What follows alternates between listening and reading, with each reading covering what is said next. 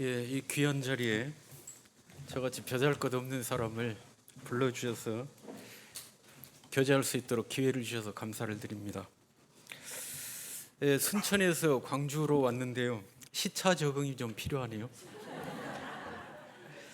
왜 그런가 하면 저희는 10시에 예배를 시작해가지고 11시에 끝내고 지금은 점심 먹을 시간입니다. 근데 이걸 이제 점심을 먹어야 되는데 밥을 먹지 않고 와서 교제를 하려고 하니까 뱃속에서 자꾸 때가 되었다 이렇게 얘기를 합니다.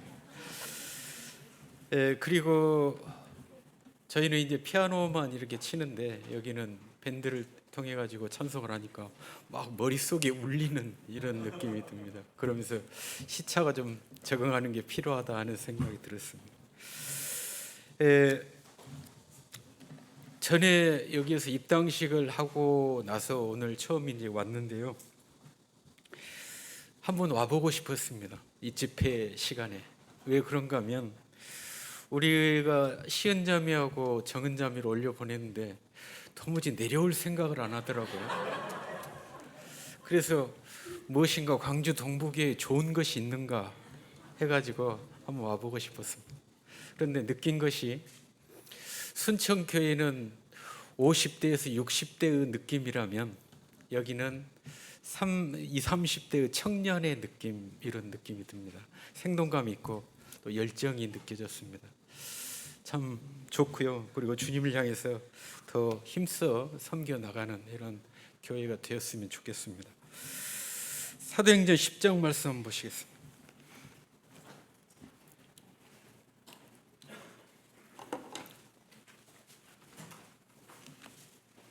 사도행전 10장 1절부터 8절까지 보시겠습니다. 제가 봉독해 드리겠습니다. 가이사라에 고넬료라 하는 사람이 있으니 이달리아 부데라 하는 군대 백부장이라.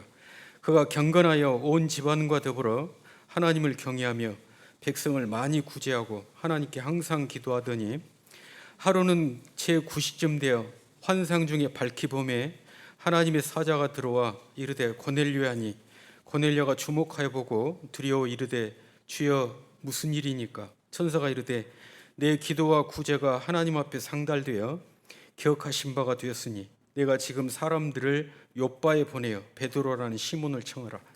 그는 무두장이 시몬의 집에 유숙하니 그 집은 해변에 있다 하더라. 마침 말하던 천사가 떠나매 고넬료가 집안 하인 둘과 부하 가운데 경건한 사람 하나를 불러 이 일을 다 이루고 욥바로 보내니라. 오늘 나눌 제목은 하나님이 기억하시는 사람입니다. 하나님이 기억하시는 사람. 오래전에 데일 카네기라는 사람이 쓴 인간관계론이라는 책을 읽은 적이 있습니다. 그 책에서 기억나는 것이 자기에게 호의적인 사람을 만들려면 그 사람의 이름을 기억하라 하는 내용이었습니다. 특별히 지위가 높은 사람이 낮은 지위에 있는 사람의 이름을 기억하면 그 낮은 지위에 있는 사람이 마음으로 감동을 받고 충성하는 사람이 된다고 합니다. 사람들은 대체로 다른 사람에게 인정을 받고 또 기억에 남는 사람이 되기를 원합니다. 그러죠? 가정 가운데서도 다른 사람들이 인정을 하지 않으면 소외감을 느낍니다. 그래서 인정을 받기를 원하는데 더욱이 그 기억하는 사람이 추앙을 받고 내가 지극히 존경하는 사람인데 그 사람이 자기의 이름을 불려주면 얼마나 그 마음에 감격이 되겠습니까? 그러죠? 한편 사람이 짧은 만남에서 다른 사람의 기억에 남으려면 그 사람에게 특별한 어떤 것이 있어야 합니다. 외모가 출중하다거나 아니면 특별한 그 모양새를 가졌거나 또 다른 사람이 갖지 못한 재주를 갖고 있거나 무슨 능력이 있거나 아니면 다른 사람이 우러를 벌 만큼 많은 부를 가졌거나 이런 뭔가 특별한 것이 있어야 한다는 겁니다. 그렇지 않고 모든 것이 평범하면서도 다른 사람에게 오래도록 기억하게 하는 것은 결코 쉬운 일이 아닙니다. 그런데 여기 사도행전 10장 4절에 보시면 하나님께서 고넬료를 기억하셨다고 하셨습니다. 고넬료는 어떤 삶을 살았기에 하나님께서 기억하는 사람이 되었을까요? 또 하나님께서 그를 기억하심으로 그의 삶에 가져온 결과는 무엇일까요? 이것을 함께 살펴보기를 원합니다. 먼저 1절 다시 한번 보시겠습니다. 가이사라에 고넬료라는 사람이 있으니 이달리아 부대라는 군대의 백부장이라. 1절은 고넬료라는 사람을 소개하고 있습니다. 그는 가이사라에 거주했습니다. 가이사라는 헤롯 대왕이 인조 항구를 축조해서 로마 황제 가이사 아구스토에게 헌상한 지중해 연안 도시로 예루살렘 북서쪽 105km 지점에 위치하고 있다고 합니다. 당시 로마 총독부가 위치한 팔레스타인 행정 수도였고요. 거기에 5대의 군사들이 주둔했는데 한 대는 일반적으로 480명에서 600명으로 구성이 되었다고 합니다. 이 중에 4대는 본토인으로 구성이 되었고 오직 여기 이달리아 대만 로마인으로 구성이 되었습니다. 그 이달리아 대는 주로 총독 보호 임무를 맡았다고 합니다. 고넬료는 이달리아 대 6명의 백부장들 중에 한 사람으로 주둔군의 하급 지휘관이었습니다. 우리나라의 중대장 정도의 직급에 해당했다는 거죠. 그러면 고넬료가 중대장 정도에 해당하는 사람이었다. 이것은 뭘 말해 줄까요? 하나님께서 그를 기억할 만한 특별한 것이 있었다는 것입니까? 아니었다는 겁니다. 그는 특별한 것이 없는, 그리고 내세울 것이 없는 보통 사람에 불과했다는 겁니다. 드러낼 것이나 또는 특별할 것이 없는 그런 사람이었는데 하나님께서 그를 기억하셨다는 겁니다. 2절 한번 보시겠습니다. 그가 경건하여 온 집안과 더불어 하나님을 경외하며 백성을 많이 구제하고 하나님께 항상 기도하더니. 2절은 고넬료의 신앙생활을 보여주고 있습니다. 그가 경건해서 하나님을 경외하며 백성을 많이 구제하고 하나님께 항상 기도했다고 했습니다. 맨 처음에 나온 경건하다는 것은 헬라어로 유세베스를 번역한 말입니다. 그런데 유세베스는 문자적으로 바른 예배를 드리는 이런 뜻을 가지고 있습니다. 그러면 바른 예배를 드린다는 것은 무슨 뜻이냐? 실생활에서 하나님 앞에서 가지는 올바른 태도를 의미합니다. 실생활에서 하나님 앞에 가지는 올바른 태도. 그러면 그가 어떤 태도를 가졌길래 바른 예배를 드리는 사람이라고 표현했는가? 구약 시대에 바른 예배를 드리려면 맨 먼저는 제물이 정한 짐승으로 드려야 합니다. 양이나 염소나 송아지나 이런 정한 짐승을 드리는데 그 중에서도 매우 중요한 것이 한 가지 있습니다. 그것은 무엇이겠습니까? 양, 염소, 송아지. 흠이 없어야 합니다. 눈이 멀거나 지체가 더하거나 아니면 다리를 절거나 이런 것을 드려서 안 되는 거죠. 말라기 때 그런 제물을 드림으로 인해서 하나님 앞에 경고를 받죠. 그래서 정한 짐승으로 드리되 반드시 흠이 없는 것을 드려야 한다는 겁니다.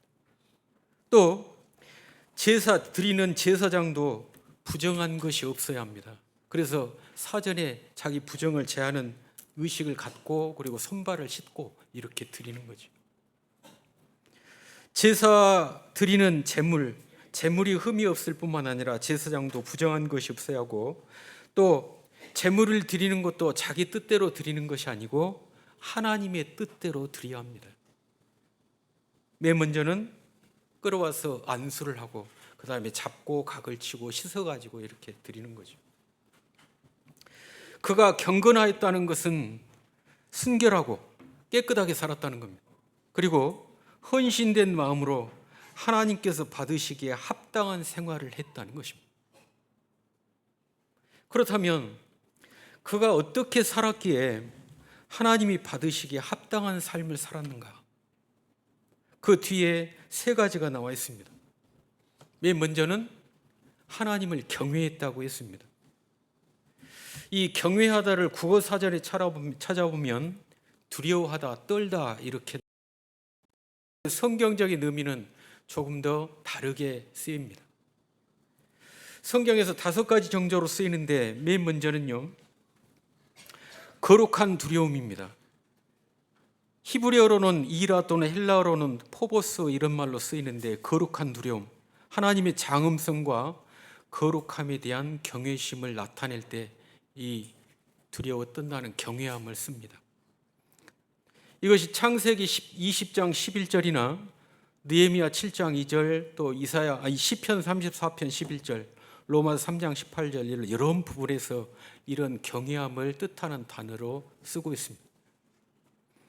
그리고 또 한 가지는 하나님의 자녀가 하늘에 계신 아버지에게 행하는 자식으로서의 두려움을 뜻할 때 여기 경외하다는 뜻을 쓴다는 겁니다. 시편 33편 18절이나 34편 6절부터 11절, 또 잠언 4장 26절 27절, 고린도후서 6장 17절이나 7장 1절 이런 데서도 그런 내용의 그 경외함을 쓰고 있습니다. 세 번째로는 용서받지 못할 죄로 인한 두려움을 표현할 때 그때도 이 경외하다는 말을 씁니다. 창세기 30장 10절에 아담이 죄를 범하고 나서 아담아 내가 어디 있느냐 하나님께서 부르셨을 때 뭐라고 합니까? 제가 벗었으므로 두려워하여 숨었나이다. 그때 두려워하다는 뜻이 여기 경외하다는 뜻입니다. 죄를 범한 뒤에 그 죄로 인한 두려움을 느낀 것입니다. 잠언 28장 1절에도 그런 내용이 나와 있고, 또 히브리서 10장 27절 31절에도 그 구원받지 못한 사람들이 하나님 앞에 갖는 두려움을 표현한 말로 쓰이고 있습니다. 또 한 가지는 주님께서 강림하실 때 악인의 입장에서 갖는 하나님의 거룩함에 대한 두려움이라는 겁니다. 이것을 히브리어로는 파하드라고 쓰는데 시편 14편 5절이나 이사야 20장 10절 19절, 또 계시록 11장 11절이나 18장 10절 15절 이런 부분에서 이러한 악인의 입장에서 하나님께서 강림하실 때 갖는 거룩한 두려움을 표현하는 말로 쓰여져 있습니다. 그러면 여기에서 하나님을 경외했다는 것은 이 말 뜻 중에서 어떤 것으로 쓰였을까요? 맨 처음에 소개해드린 거룩한 두려움입니다. 하나님을 향한 거룩한 두려움을 갖는 것인데, 그것은 지극히 존경하는 마음으로 삼가 조심하는 것입니다. 그가 경외심을 가진 사람은, 그런 경외심을 가진 사람은 항상 하나님 앞에 있는 사람처럼, 또는 하나님을 늘 옆에 모시고 있는 사람처럼 그렇게 생활한다는 것입니다. 경거망동하지 않는다는 거죠. 이런 사람이 사는 모습이 있는데, 첫째는 범사에 삼가고 조심한다는 것입니다. 누구를 만나든지 어떤 사람 앞에 있든지 말을 함부로 하지 않고 행동도 매우 주의해서 한다는 거죠. 그리고 죄를 멀리하고요, 또 양심에 거리낌이 없기를 힘씁니다. 그리고 하나님의 말씀에 복종해서 살려고 부단히 자기를 쳐서 복종시키는 사람입니다. 그래서 사도행전 24장 16절에 이것을 인하여 나도 하나님과 사람을 대하여 항상 양심에 거리낌이 없기를 힘쓰노라, 사도 바울이 고백하고 있는데, 하나님 앞에 선자의 그런 경외감을 표현하고 있습니다. 신명기 5장 29절에서는 나를 경외하며 내 모든 명령을 지켜서 너희와 너희 자손이 복을 받기를 원한다. 경외함으로 그 말씀을 지키는 것을 말하고 있습니다. 그래서 하나님 앞에서 두렵고 떠는 사람은 절대로 경거망동하지 않고 삼가 조심하고, 그리고 죄를 반드시 멀리하고, 그리고 양심에 거리낌이 없고 하나님 앞에서 복종하는 삶을 산다는 것. 이 고넬료는 이방인이었음에도 불구하고 늘 하나님 앞에 있는 사람처럼 삼가 조심하고 하나님께서 금하신 것을 멀리하는 그런 순결한 삶을 살았다는 것입니다. 그래서 히브리서 12장 14절에 보시면 모든 사람을 대하여 화평하며 거룩함을 좇으라. 이것이 없으면 아무도 주를 보지 못하리라. 결국 화평함과 거룩함을 좇으라. 이 경외함은 거룩함을 좇아 사는 것입니다. 고넬료는 그 같은 삶을 살았다는 것입니다. 그리고 경건하다는 두 번째로 백성을 구제했다고 했습니다. 어려운 처지에 있는 사람을 도와주었다는 거죠. 그는 점령지에 주둔한 군인으로 점령지 백성을 약탈하거나 노략할 수 있는 위치에 있었습니다. 구약 성경에 보시면 이스라엘을 탈취를 당하거나 이스라엘이 다른 그 민족을 쳐가지고 복속을 시켰을 때 거의 다 전멸을 시키고 그리고 거기 있는 것들을 다 뺏어가지고 자기 소유로 만듭니다. 그런 일들이 비일비재한 것이죠. 여기 로마도 얼마든지 로마 군인으로 이스라엘 백성들을 이렇게 약탈하고 노략할 수 있는 위치에 있었다는 겁니다. 그러나 그는 그렇게 하지 않고 도리어 자기 것을 풀여서 가난한 사람 그리고 어려운 사람들의 필요를 채워주는 선행을 행했다는 것입니다. 결코 쉬운 일이 아닌 거죠. 에베소 2장 10절이나 빌립보서 2장 13절, 디도서 3장 8절에 보시면 에베소 2장 10절 한번 보시겠습니다.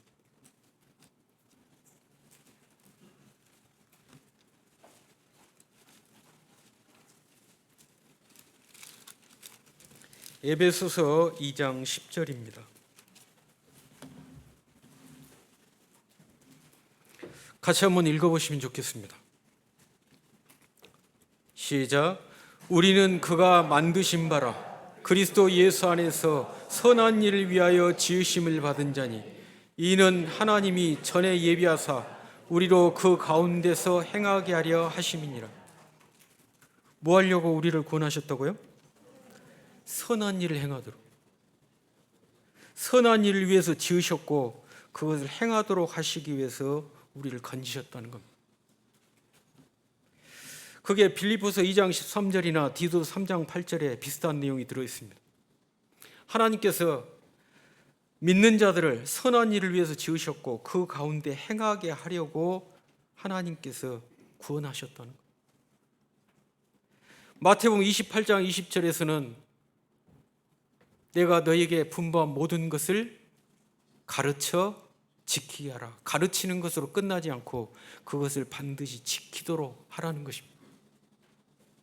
그래서 신앙인은 기회 있는 대로 모든 이에게 선한 일을 하는 것이 마땅하다는 것입니다. 갈라디아서 6장 10절에 우리가 기회 있는 대로 모든 이에게 착한 일을 하되 더욱 믿음의 가정들에게 할지니라. 기회 있는 대로 착한 일을 하라고 권면하고 있습니다. 그래서 선한 일, 착한 일을 하면서 사는 것이 마땅한 것이죠.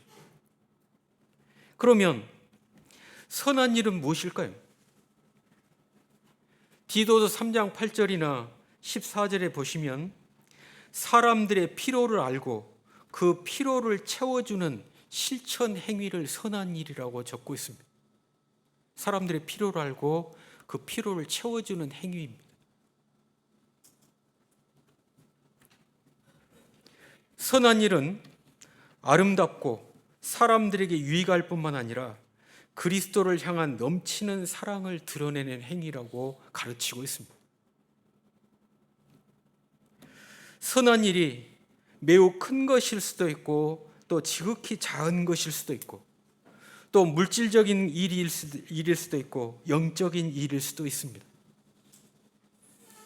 이를테면 주님을 모르는 사람에게 복음을 전하는 일도 선한 일이고 또 배고픈 사람에게 먹을 것을 나눠주는 일도 선한 일이고 힘든 일을 겪고 어려움에 처한 사람을 위로해주고 기도하는 일이나 심지어는 길을 묻는 사람에게 친절하게 길을 가르쳐주는 일, 이런 일이 다 선한 일에 해당한다는 것입니다. 그래서 선한 일의 필요는 늘 우리 주변에 넘치고 있고 기회는 어디에나 열려 있습니다. 그런 일을, 그렇게 주님께서 말씀하시는 선한 일을 부지런히 힘써 행한 사람들에게 주님은 마태복음 25장 21절이나 23절에서 분명하게 약속하고 있습니다. 착하고 충성된 종아, 네가 작은 일에 충성하였음에 내가 많은 일로 네게 맡기리니 주인의 즐거움에 참여할지어다.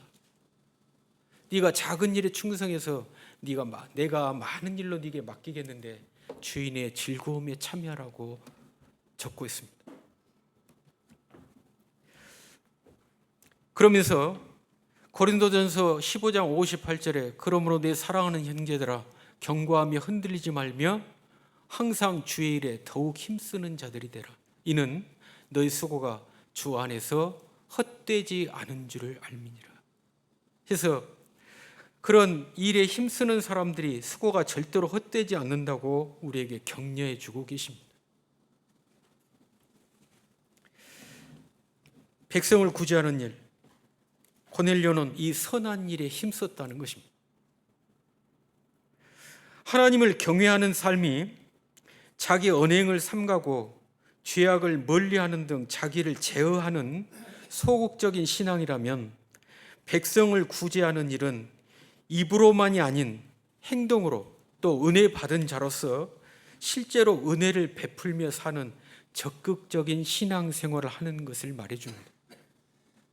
이 사람은 자기를 절제하며 살았을 뿐만 아니라 적극적으로 신앙생활을 했다는 거죠. 야고보서 1장 27절에 정결하고 더러움이 없는 경건은 고아와 과부를 그 환난 중에서 돌아보고 그리고 자기를 지켜서 세속에 물들지 않는 것이라고 했습니다. 그리고 요한일서 3장 18절에서는 자녀들아 우리가 말과 혀로만 사랑하지 말고 오직 행함과 진실함으로 하자 이렇게 적고 있는데 이 고넬료는 이런 말씀을 몸으로 실행하고 있는 삶을 산다는 것입니다. 고넬료는 하나님을 경외했을 뿐만 아니라 하나님께서 기뻐하시는 것이 무엇인지를 분별해서 그것을 실행하는 삶을 살았다는 것입니다. 그리고 하나님 앞에 경건한 삶 세 번째로 하나님께 기도했다고 했습니다. 그는 하나님께 늘 기도하기를 그치지 않았다는 것입니다. 많은 사람들이 기도라고 하면 하나님께 도우심을 구하는 것으로만 생각하는 경향이 있습니다. 그러나 기도가 자기 필요나 도움을 구하는 것에만 한정되는 것이 결코 아닙니다. 이를테면 하나님의 속성을 드러내어 높이는 찬양, 또 타인을 위해서 기도하는 무엇입니까? 중보 또는 도고, 그리고 자신에게 베푸신 은혜를 높이는 감사, 그리고 자신의 잘못을 뉘우치고 돌이키는 자백, 또 자기의 필요나 타인의 필요, 은혜를 구하는 간구, 찬양, 중보, 감사, 자백, 간구, 이런 것이 다 기도에 들어있다는 것입니다. 그래서 기도란 기도를 통해서 하나님과 교제하는 것입니다. 하나님의 이름, 그분의 속성에 걸맞는 영광을 돌리고 하나님의 은혜에 감사하고 또 하나님의 뜻을 구하고 그 뜻을 행할 힘과 담력을 구하고 자기의 필요나 타인의 필요를 아뢰고 도우심을 구하고 그렇게 은혜를 누리고 하나님께 감사하고 이런 모든 것들이 기도하는 것이고 그 기도를 통해서 하나님과 더불어 교제하면서 그분의 뜻을 따르고 은혜를 받아 누리고 그분을 높이며 사는 것, 그것이 기도라는 것이죠. 특별히 하나님께서는 신자들로 하여금, 믿는 사람들로 하여금 하나님을 섬길수록 하나님 자신과 더욱 깊은 사귐에 들도록 하나님께서 계획하셨습니다. 때문에 그리스도인답게 살고 하나님과 사귐이 깊어지려면 기도에 힘쓰지 않으면 안 된다는 것입니다. 이를테면 우리가 구원을 받을 때 우리에게서 육의 본성을 제거하지 않으셨습니다. 육의 본성을 그대로 둔 채 성령님을 우리 안에 거하게 하셔서 우리로 이 육과 성령님이 공존하는 가운데 살게 하셨다는 거예요. 그래서 갈라디아서 5장 17절에 육신의 소욕은 성령을 거스리고 성령은 육신을 거스리냐니 이 둘이 서로 대적해서 자기의 뜻을 이루지 못하도록 하셨다, 이렇게 말하고 있습니다. 그래서 우리 안에서 끊임없이 육신의 소욕과 성령님이 늘 대립하는 가운데 살게 하셨다는 것. 그러면 좀 의아하지 않습니까? 육신의 소욕을 제거해버리면 하나님께서 기뻐하시는 그 성화의 삶을 훨씬 살기가 수월할 것이고, 그리고 이 땅에 오래 살지 않아도 다 성화되어 하나님을 높이고 섬길 것인데 왜 육신의 소욕을 우리 안에 그대로 둔 채로 성령님을 거하게 하셨을까요?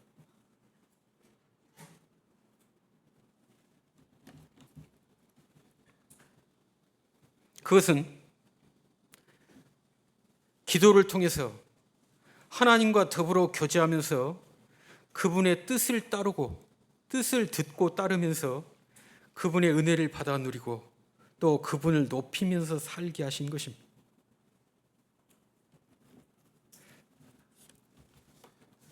달리 말씀드리면 우리의 연약함 가운데서 계속해서 우리의 구원자 되시고 대변자 되신 그리스도를 의지해서 살면서 만물의 찢기와 같은 우리를 건지신 그리스도를 쉬지 않고 찬양하고 감사하고 높이도록 하시기 위함이었다는 겁니다.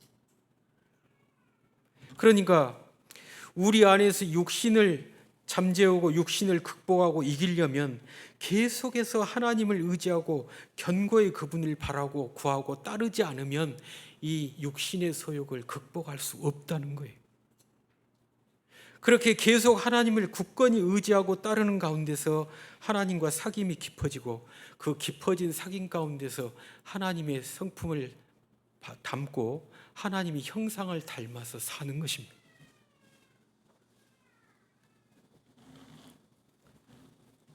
그래서 그리스도인이 계속해서 해야 할 일은 기도를 통해서 성령님께 자신의 자리를 내어드리는 것입니다.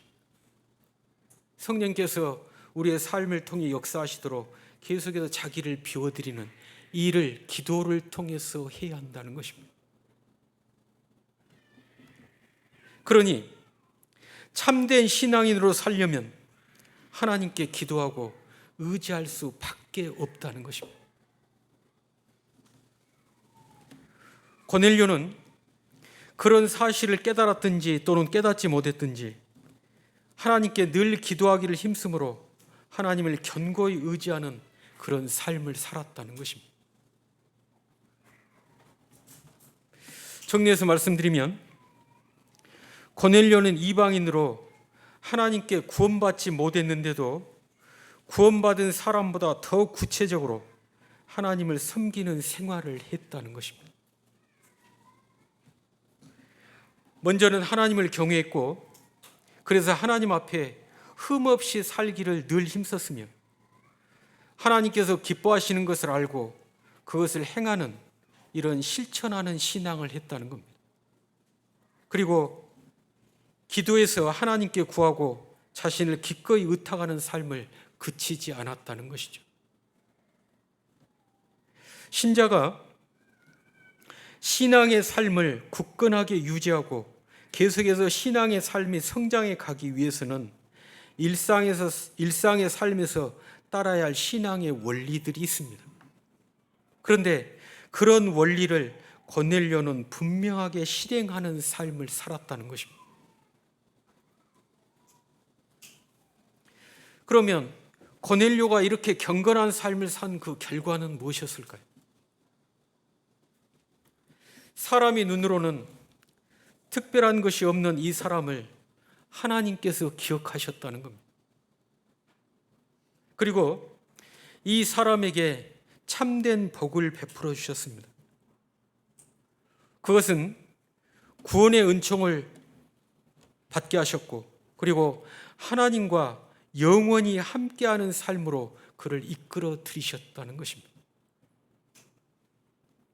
하나님께서 함께 하시는 삶보다 더 복되고 더 가치 있는 것은 없습니다. 한번 생각해 보십시오.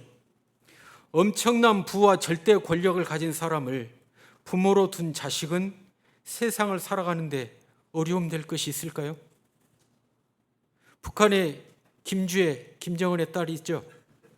그 북한 사회에 사는데 어려움이 있을 것 같습니까? 없을 것 같습니까? 아무런 어려움이 없습니다. 걸릴 것이 아무것도 없습니다. 그런데도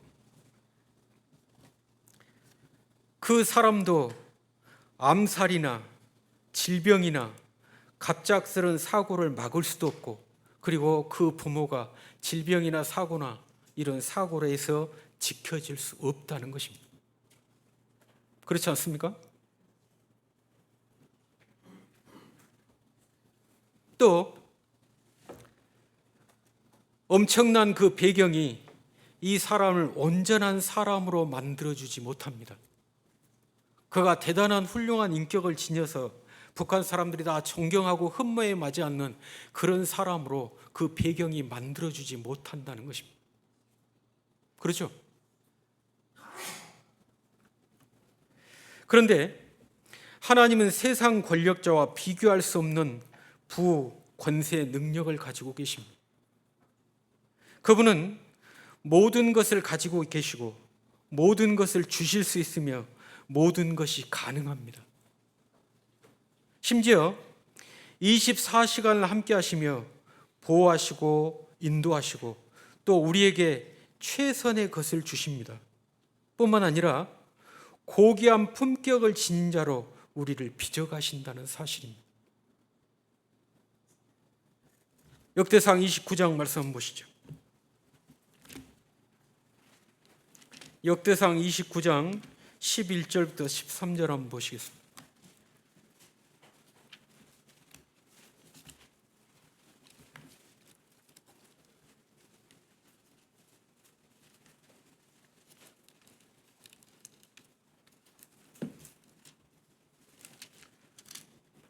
(29장) 11절부터 13절 펴셨으면 같이 한번 읽어보실까요?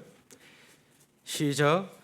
여호와여, 위대하심과 권능과 영광과 승리와 위엄이 다 주께 속하였사오니 천지에 있는 것이 다 주의 것이로소이다. 여호와여, 주권도 주께 속하였사오니 주는 높으사 만물의 머리심이니이다. 부와 귀가 주께로 말미암고 또 주는 만물의 주제가 되사 손에 권세와 능력이 있사오니 모든 사람을 크게 하심과 강하게 하심이 주의 손에 있나이다. 우리 하나님이여, 이제 우리가 주께 감사하며 주의 영화로운 이름을 찬양하나이다. 주님께서 모든 것을 가지고 계시는데 사람에게 부와 귀 그리고 크게 하심과 강하게 하심이 다 주의 손에 있다고 했습니다. 그러면 지혜나 지식 주실 수 있을까요? 없을까요? 야고보서 1장 5절에 너희 중에 누구든지 지혜가 부족하거든 모든 사람에게 후히 주시고 꾸짖지 아니하시는 하나님께 구하라 그리하면 주시리라. 그 솔로몬이 지혜를 구해가지고 그가 구하지 않았던 부귀 영화 그리고 장수까지 다 받았습니다. 그럼 우리는 솔로몬과 다른 사람일까요? 우리도 얼마든지 지혜를 구하면 그런 은혜를 입을 수 있다는 것입니다. 시편 91편 5절부터 11절에 보시면 밤의 공포 그리고 낮에 흐르는 화살, 전염병, 화와 재앙에서 우리를 지켜주신다고 적고 있습니다. 그래서 김정은은 그 딸을 암살이나 사고나 질병으로부터 지켜줄 수 없지만 하나님은 항상 우리를 안전하게 지켜주시고 보호하시고 인도하신다는 거죠. 그러니 세상에서 줄 수 있는 것과 하나님이 주는 것을 어떻게 비교할 수 있겠습니까? 한편 하나님 없이 누리는 부귀, 영화, 권세, 명예, 또 사랑이나 행복이나 만족이나 즐거움, 안락, 이런 것들은 이 세상에서, 그리고 눈 감기 전에 가치가 있는 것들입니다. 그렇죠?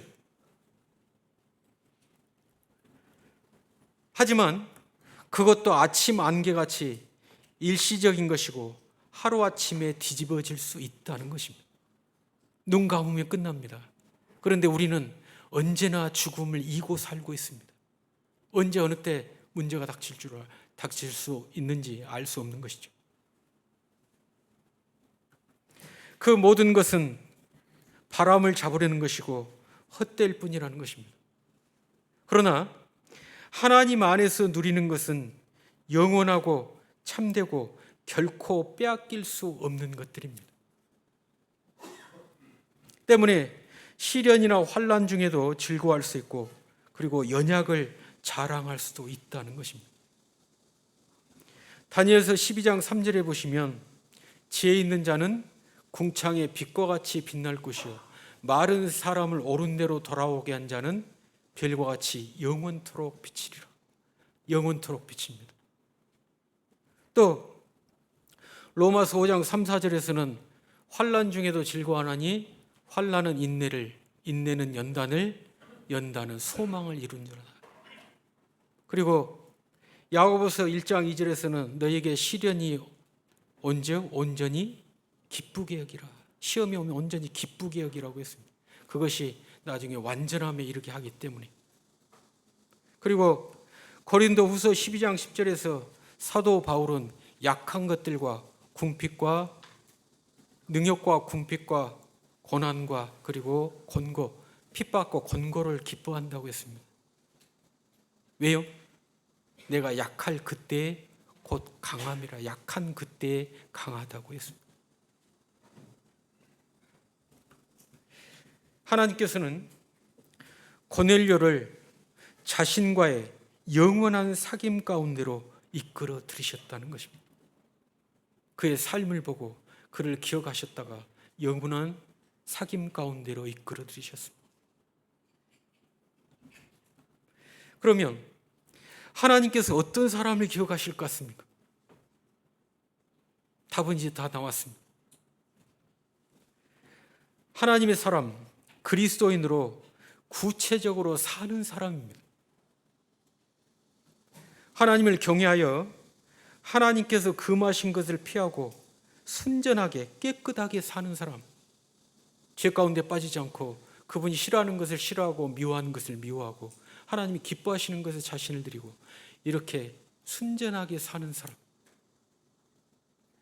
또 한 가지는 하나님의 뜻을 부지런히 살펴서 그분이 기뻐하시는 것을 알고 그것을 실천하는 사람입니다. 아, 이렇게 해야 될 텐데 아니고 실제로 자기를 드리는 사람. 그리고 하나님께 늘 기도하여 온전히 하나님을 의지하고 따르며 그분께 감사하기를 그치지 않는 사람. 이런 사람과 하나님께서 함께 하시며 은혜를 베푸시고 영광을 받으신다는 것입니다. 제가 얼마 전에 드렸던 일본 어떤 형제님의 간증을 한 가지 들려드리겠습니다. 이 일본 그 자그마한 교회 장로 형제님 와서 교제한 내용인데요. 어떤 형제가 주중에 거기도 수요일 금요일 이렇게 모이는데 주중에 거의 안 보이는 그런 형제가 있었다고 합니다. 그런데 어느 날 수요 집회에 그 형제가 나왔습니다. 그래서 이제 의아해서 물어봤습니다. 오늘 무슨 일로 나왔어? 그 형제가 그 주중에 갑작스럽게 나온 형제가 구원받은 지 한 2년 정도 됐다고 합니다. 어떻게 나왔느냐 물어보니까 자초지종을 이야기하는데 그 갑작스럽게 주중에 나온 그 형제님 무슨 일을 하냐면 고속도로 보수 공사를 하는 사람이라고 합니다. 그래서 고속도로 보수 공사를 하는데 하청을 받아가지고 그 여름날이고 겨울날이고 보수를 하는데 여름날 도로 위에 서 있으면 따뜻한 거 아시죠? 그 아스팔트가 열기를 받아들여가지고 엄청난 열기를 뿜어내서 이 형제가 그런 속에서 일을 하니까 얼굴이 그냥 완전히 새까맣다는 거죠.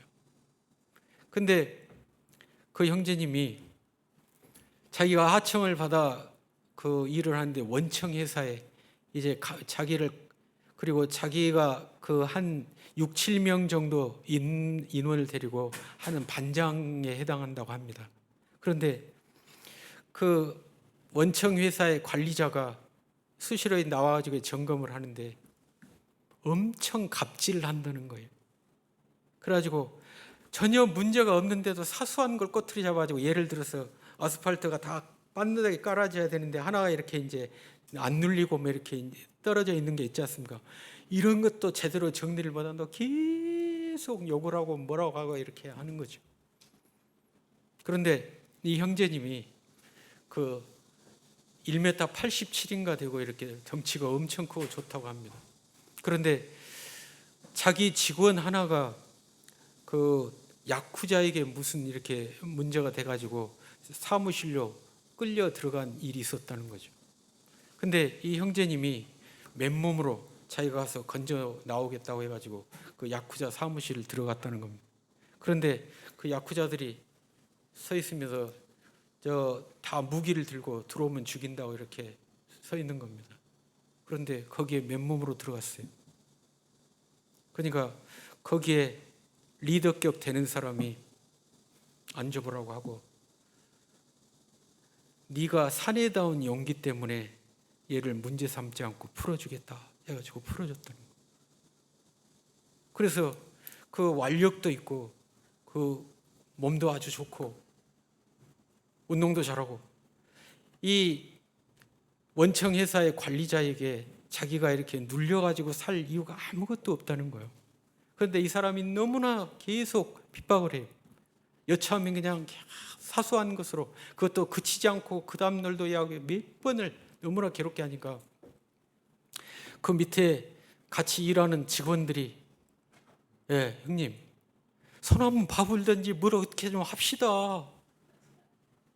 왜 계속 우리가 저렇게 당하고 있어야 됩니까? 그냥 그런데 이 사람이 뭐라고 이야기했냐면 내가 배운 하나님은 원수가 줄일 때 먹게 하고 목마르면 마시게 하라고 했다. 그리고 원수 갚는 것을 그분께서 갚으신다고 했기 때문에 우리가 해서는 안 된다. 그런데 그 갑질하는 걸 계속 듣고 있는 게 쉬운 일은 아닌 거죠. 그래서 그 다음 날도 또 그 일을 나가야 되는데 그 일을 나가려고 할 때 그 사람이 또 이제 나와가지고 하고자 한 그 날이라는 겁니다. 근데 이제 그 밤에 그 다음 날 일을 나가기 전에 그 저녁 잠을 자는데 깊은 잠이 들지 않을 뿐만 아니라 이 사람이 잠을 잤는데 얼마나 거기에 시달렸는지 꿈속에서 계속 막 헛소리를 하면서 막 잠꼬대를 하고 그리고 일어나 보니까 밑에가 땀으로 흥건할 정도로 그렇게 시달린 거예요. 그리고 이제 그 다음날 아무래도 오늘까지 계속 그 사람의 그 갑질을 듣고 있으면 자기가 견디지를 못할 것 같아서 사무실에 가가지고 오늘 하루는 쉬어야겠다 이런 마음을 갖고 사무실 나갔다고 합니다. 그런데 그 사장님이 부르더니 오늘은 쉬어야겠어. 이 사람이 쉰다고 말하지 않았습니다. 근데 오늘 하루 쉬라고. 그래서 갑자기 무슨 일이신가요? 물어봤더니 오늘 가서 보수공사할 그곳에 비가 많이 내려가지고 일을 할 수가 없다는 것입니다. 그래서 쉬라고 한 것입니다. 그래서 그 쉬게 돼가지고 평소에 그 일로 인해서 나올 수 없었던 이 사람이 그 수요 집회에 나온 것입니다. 원수를 사랑하고 원수가 배고파면 먹이고 목말라면 마시오라. 이 말씀을 하나님께서 자기에게 주셨는데 그 말씀을 지켜내기 위해서 그 모진 수욕을 당하고 욕을 받고 그리고 갑질을 당하면서 그냥 끙끙 참는 것입니다. 그것이 그리스도인의 삶인 거죠. 한 말씀이라도 제대로 지켜내기 위해서 그런데 하나님께서 그런 형제의 마음을 아시고 이제 그날 쉬게 하셨을 뿐만 아니라 교회도 출입할 수 있도록 이렇게 은혜를 베푸셨다는 거예요. 그분을 위해서 살고자 하는 사람, 절대로 그분이 외면하거나 무시하지 않습니다. 그리고 틀림없이 은혜를 베푸셔서 그 환경에서 벗어나게 하신다는 거죠. 그리고 그 사장님이요, 이제 이 다른 분을 통해 가지고 이 사람이 그 갑질하는 그 사실을 들었습니다. 그러니까 그 사람 못 쓰겠네 해가지고 원청 회사의 사장님에게 내가 전화해서 단속하겠다 해갖고 전화를 해서 그 사람이 다른 부서로 옮기도록 했다는 거예요. 우리 하나님은 그러신 분입니다. 그래서 문제는 신앙에 대한 이론이나 무엇을 많이 아는 것, 이게 필요한 게 아니고 실제로 그분이 어떤 말씀을 주시고 깨닫게 하시면 그것을 그대로 살아내는, 한 말씀이라도 분명하게 그대로 살고자 하는 이런 삶을 사는 것, 이것이 매우 중요하다는 것입니다. 여기 고넬료는 그런 삶을 보여주고 있는 사람입니다. 마무리하겠습니다. 이제 끝내도 되겠죠? 고넬료의 삶을 살폈습니다. 그는 사람의 시선으로 특별히 내세울 것이 없는 그런 사람이었지만 하나님께서 그를 알았고 그리고 하나님 앞에 경건한 삶을 살았습니다. 하나님을 경외하며 백성을 많이 구제하고 하나님께 항상 기도했습니다. 그로 인해서 하나님께서 그를 기억하셨고 그에게 측량할 수 없는 은혜를 베푸셨습니다. 그를 구원하셨을 뿐만 아니라 하나님과 영원한 사귐에 들게 하셨다는 겁니다. 우리도 고넬료처럼 하나님께서 특별하게 기억하는 사람이 되기를 소망합니다. 그렇게 하려면 날마다의 생활에서 하나님의 사람으로 구체적으로 사는 것입니다. 하나님께서 금하신 것을 떠나서 마음에 걸림이 없는, 하나님 앞에 꺼릴 것이 없는 삶을 사는 것입니다. 그리고 하나님께서 기뻐하시는 것을 분명하게 실행해서 사는 이런 삶을 살고요. 또 하나님께 늘 기도하는 것입니다.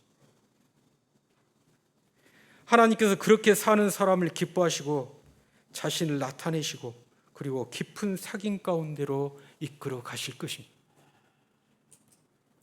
진실로 하나님의 사람으로 살면서 하나님을 기쁘시게 하고 하나님께서 모세에게 말씀하신 대로 네 이름으로도 내가 너를 안다 이렇게 말씀하셨던 것처럼 우리에게도 그같이 말씀하는 이러한 사람들이 되기를 진심으로 바랍니다. 두 구절로 하고 마치겠습니다. 에베소 5장 10절입니다.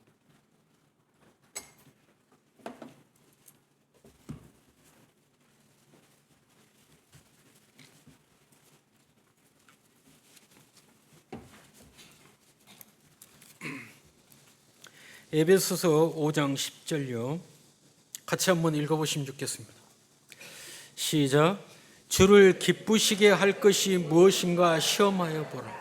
주를 기쁘시게 할 것이 무엇인가 시험해 보라는 겁니다. 생각해 보고 타진해 보고 해보라는 것이죠.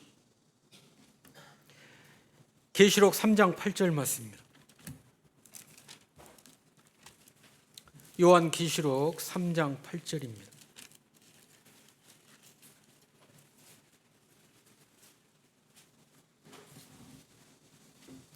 거기도 같이 한번 읽어보시겠습니다.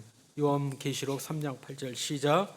볼지어다 내가 네 앞에 열린 문을 두었을 때 능히 닫을 사람이 없으리라. 내가 네 행위를 아노니 내가 작은 능력을 가지고서도 내 말을 지키며 내 이름을 배반하지 아니하였도다. 네가 작은 능력을 가지고서도 내 말을 지키고 내 이름을 배반하지 않았다. 하나님을 거스려 살지 않았다는 것입니다. 이러한 말씀이 우리에게서 온전히 이루기를, 그리고 우리에게도 네가 내 말을 지키고 내 이름을 배반치 않았다 이런 말씀을 듣게 되기를 진심으로 바랍니다. 예, 경청해 주셔서 감사합니다. 고맙습니다.